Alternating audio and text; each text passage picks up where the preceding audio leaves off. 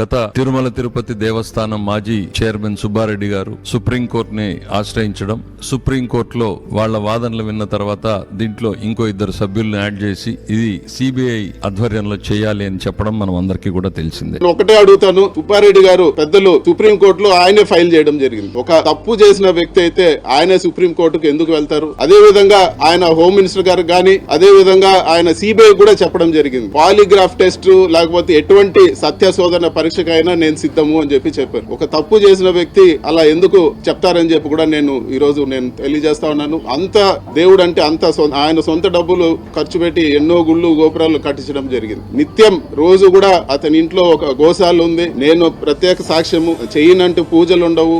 దేవుడికి అపారమైన భక్తితో రోజు కూడా ఆయన ఇంటి నుంచి బయలుదేరే ముందు గోపూజ చేసి బయలుదేరే సాంప్రదాయం కూడా ఉంది. అటువంటి భక్తుల్ని పట్టుకొని ఈ రోజు రాజకీయ లబ్ధి కోసము ఇటువంటి తప్పుడు ఆరోపణలు చేయడం చాలా హేయమైన రాజకీయము. ఇటువంటి దేవుణ్ణి వాడుకొని రాజకీయాలు చేయడం మానుకోమని చెప్పి కూడా నేను ఈ రోజు తెలుగుదేశం పార్టీని కోరుతా ఉన్నాను.